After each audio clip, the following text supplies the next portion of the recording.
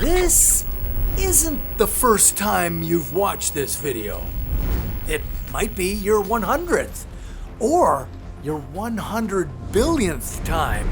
You see, the universe has stopped expanding. No more stretching the fabric of space-time. Nope, it's shrinking. And it's going to shrink until all space and time collide into a singularity, smaller than the like button on a YouTube video. And after that, there's a real chance it inflates outward again, in the same way a star goes supernova, exploding after collapsing in on itself, giving birth to a whole new universe. Yeah, you've heard of the Big Bang? Well, this would be a big bounce. And this may have happened already, trillions of times, with you right in the middle of it. So, what exactly happens if the universe starts shrinking? This is the universe hundreds of trillions of years from now. It's reached its big freeze stage. All those quintillions of superheated stars shining brilliantly through billions of galaxies have burnt out. They've collapsed into themselves, into black holes, or exploded and dispersed their atoms across the vast emptiness of the universe. If you were floating around in it, there wouldn't be much to see. There'd be hardly any light left. It'd be like floating in a void. Although there'd be tiny bits of planetary remnants and maybe the odd asteroid, the glow of a random brown dwarf star, or the accretion disk of a small black hole. But mostly, it'd be a dark place. In the universe's degenerate era, hydrogen would be in such short supply that stars wouldn't form and ignite, and galaxies wouldn't really exist.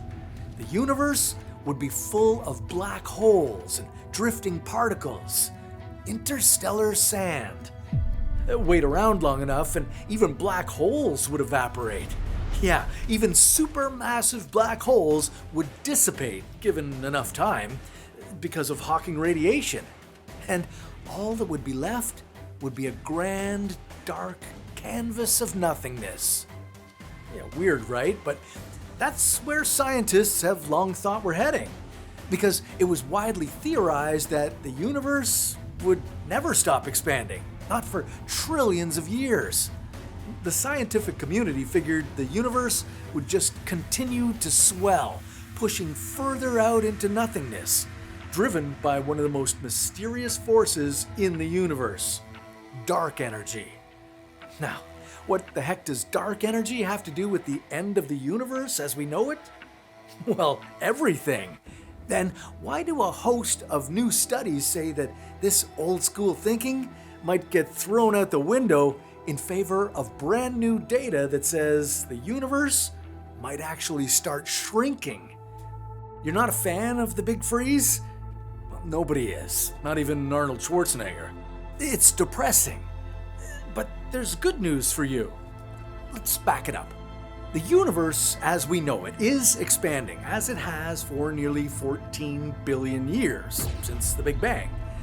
Gravity, being gravity, began to slow down its expansion almost immediately. But what's weird is that 9 billion years after the universe banged into existence, the expansion started to speed up, which didn't make any sense. Gravity should have continued to slow it down.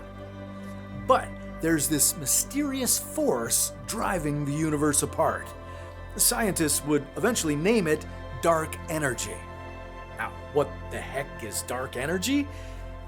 The crazy thing is, nobody really knows. It's just a phrase. Maybe it's a particle, like the hypothetical axion, or maybe not. We just know that it makes up nearly 70% of the universe.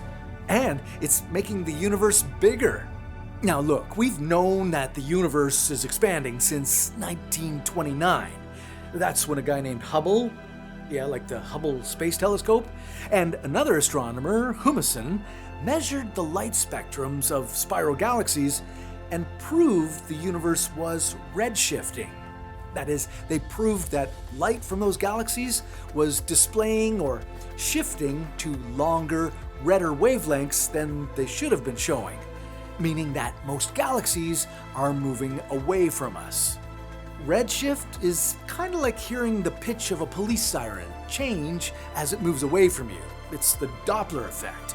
The note hasn't changed at its source, but the actual frequency that we hear is different because it's moving away. Well, light works in a similar way, and Hubble discovered that all those galaxies were like police sirens speeding away from us, better than speeding toward us, and the universe was therefore expanding. Now, everyone thought it was happening at a steady rate and would probably slow down due to gravity, but in the late 1990s, astronomers tracking distant star explosions discovered that certain supernovae were further away than expected, which meant that the universe must be expanding faster than they figured. Why? Well, that perplexing dark energy. Like, we think of outer space as empty, but there are probably particles or forces that we just haven't identified everywhere. And dark energy seems to be a force of some kind. No, not that force. More of a universally present force in space that pushes matter apart. And for roughly 25 years, scientists considered it a constant. But in 2025, we got the first major data dump of the Dark Energy Spectroscopic Instrument Study. The study was a 5-year collaboration with over 900 researchers that aimed at building the largest 3D map of the universe ever made. It was run out of the Kitt Peak National Observatory in Arizona with a telescope that could capture light from 5,000 galaxies at a time. The guiding idea was that the map could be used to track dark energy's effects over the last 11 billion years. And as scientists poured through the information, they realized something. It seems like dark energy might not be constant. It might be evolving somehow, weakening. And if dark energy weakens over time, well, that changes everything about the fate of the universe. Because our old friend gravity, well, it never gets weaker. And if dark energy stops pushing everything apart, well, gravity's eventually going to start pulling it all back in together again. Goodbye, big freeze. Hello, big bounce. Or big crunch. Now, the thing to remember is that this science isn't settled. Researchers are working on it in real time. The DESI collaboration just released its first major data set with info on 4 million stars and 13 million galaxies. And it's available to anyone, with 270 terabytes of hard drive space on their MacBook. And hey, they've got their own YouTube channel if you want to deep dive into it. That dataset will eventually expand to include info on 47 million galaxies and quasars, which could completely change the way we understand the universe. But how exactly? Look, measuring the distances to the outer edges of the universe is wild, complicated stuff. It's full of impenetrable terminology like baryon acoustic oscillations, and 5 sigma Hubble tension, and Cepheid stars. Actually, as an aside, Cepheid stars are really cool. They're basically these pulsing supergiant stars that can be used to determine the distance of galaxies. Shout out to Henrietta Leavitt, who figured that out in 1912. How she did it, I have no idea. But those stars eventually gave astronomers like Hubble the ability to figure out how far away things like Andromeda are. But yeah, it's complicated stuff, and it begs the question at its core, what does this idea that dark energy may be evolving actually mean? Well, some physicists think that it means just that. Just like a carton of milk has a shelf life, our universe has one too. But how long is it, you ask? Well, a Cornell team ran the numbers after punching in all that data we talked about and concluded that if the cosmological constant, i.e. dark energy's value, changed, if it's a negative instead of a positive, the universe will exist for approximately 33 billion years. It'll reach its maximum size in about 7 billion years, go peak universe, and then start to shrink as gravitational forces begin to pull everything back together again. And because the universe is 13.8 billion years old right now, it will implode entirely in about 20 billion years. The clock is ticking. So, how does the universe begin its ending? Well, at first, it'll be almost impossible to notice. I mean, if we're still around in 7 billion years, we're probably a Kardashev type 17 civilization, mostly made up of robots at this point, and we've spread beyond our own solar system. Because 7 billion years is so far into the future, our own sun has slipped into its red giant phase and burnt up the Earth. So we'd be watching from intergalactic space stations or another planet entirely, monitoring the long-range scopes. But when one morning, galaxies and planets that have been moving outward into the absolute fringes of space for tens of billions of years, just pause and start to move inward. The first signs from the edge of the universe would be gentle. The cosmic redshift we see in galaxies everywhere would reverse. It would start to shift back. Blue wavelengths, blue shift. Over billions of years, gravity would begin to draw everything in the universe back together. Galactic clusters and massive superstructures that had long ago spread out would begin to coalesce. Galaxies would begin to collide, to merge.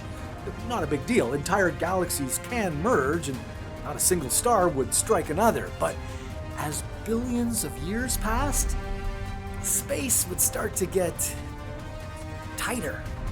With a continually weakening dark energy force, gravity would be pulling things together faster. Stars would begin to collide on occasion, catastrophically.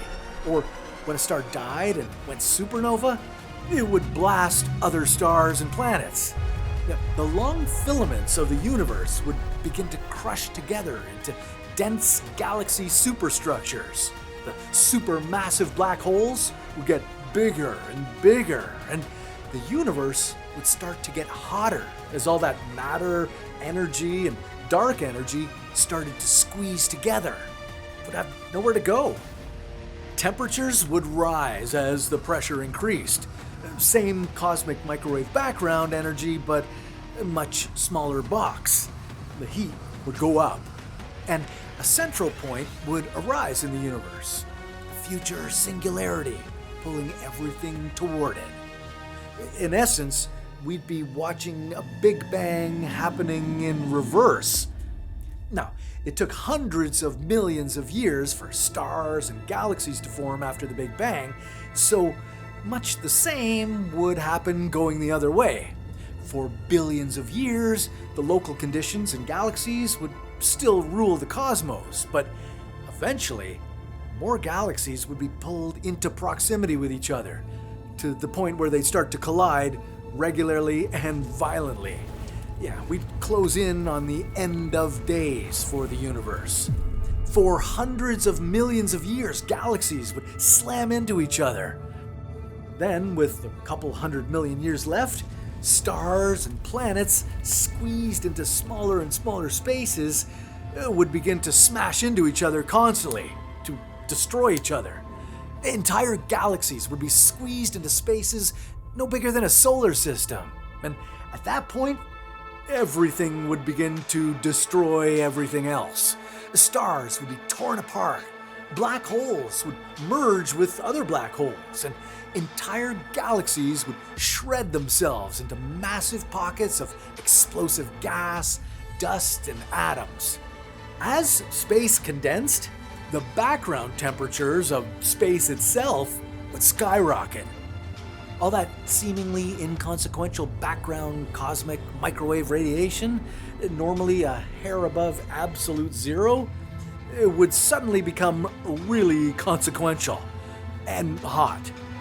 If conditions were equal to a reversed Big Bang, just the background radiation of space alone would be thousands of degrees for a few 100,000 years before the end. Everything would start hurtling inward toward a single point. The structures of the universe as we know them, planets, quasars, moons, red giants, pulsars, they burn with their gravity ripping each other to pieces in a superheated, ever-condensing space. Eventually, all matter would be stripped down to its raw elements of dust and gas, superheated atoms, and black hole singularities. Even the nuclei of atoms would be ripped apart, forming an immense cosmic bubble of matter, plasma, and energy. And then, after billions of years, the end would come real fast, all at once. All matter in the universe would find itself in a critical distance from the singularity, and in the final seconds and microseconds, the particles would collapse into a single space in the Great Deflation. It would create an infinitely dense point, a singularity that contained all matter and energy, all laws of physics breaking down. And then in one scenario, that's it. That's the big crunch. There was the Big Bang, and then the universe existed, and then it didn't. It all got crushed back down into one point, or crunched. Scientists have long thought that that was the most likely outcome if the universe doesn't end in a big freeze. But it's impossible to know at this point. It could also lead to a second scenario, the Big Bounce. Yeah, all that matter and energy collapses into a single point and then explodes again, creating a second Big Bang, where the universe would expand with incredible force and heat in fractions of a yoctosecond. That's 1/septillionth of a second. Where quarks would be forged in less than a picosecond, which is 1/trillionth of a second. All that matter and energy would stretch outward in temperatures of trillions of degrees, stretching 1 billion kilometers in less than a nanosecond. And then neutrons and protons would form, then atoms, then stars, galaxies, and the universe would cool and expand. Planets would form. Somewhere out there on a rock just the right distance from a medium-sized yellow dwarf star, a tiny organism would rumble to life. And hey, if there's a second Big Bang, there's a good chance it's not the second. Maybe it's the 50th. It's possible that the universe collapses and explodes in a loop, a circle, forever. That it's infinite. That maybe we're not on the first go-round. Maybe this round is number 12, or maybe 12 million. Cyclical eternal universes have been a human concept as far back as the ancient Egyptian Book of the Dead. Modern cosmologists have tried to crack the possibility for decades, pointing to the universe's uniformity and flatness as potential signposts of a bounce rather than a bang.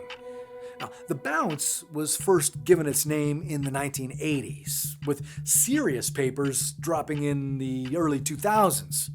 Some scientists have tried searching for evidence of past universes, framing anomalies in cosmic microwave radiation as the ghosts of supermassive black holes, but they've been widely rejected. It's going to be challenging to find proof if everything's been crushed repeatedly, but they're still looking. Different models of the bounce exist, some based on the universe condensing into a singularity, some without ever reaching that point. But none of those theories in the 80s or the early 2000s had access to the DESI datasets. Now that exists, it's possible that scientists will be able to figure out how dark energy works. And if it weakens, maybe there's info in there that could explain what would happen if the universe begins to shrink. New projects like NASA's Nancy Grace Roman Telescope will further expand our understanding of how it all works. Expand. Yeah. And maybe we'll find out that this isn't the first time you've watched this video. It might be your 100th or your 100 billionth time. Because if the universe starts shrinking, if that's our future, could it also be our past? Could the past be full of infinite contractions and explosions? Full of infinite yous watching infinite versions of this video? And if time is infinite and every possibility can be explored, well then every possibility can be re-explored infinite times. That's a lot to wrap your head around, but don't worry, you already have. Or you will. But if you could, would you want to explore a universe before the Big Bang? I know I would. But that's a story for another What If.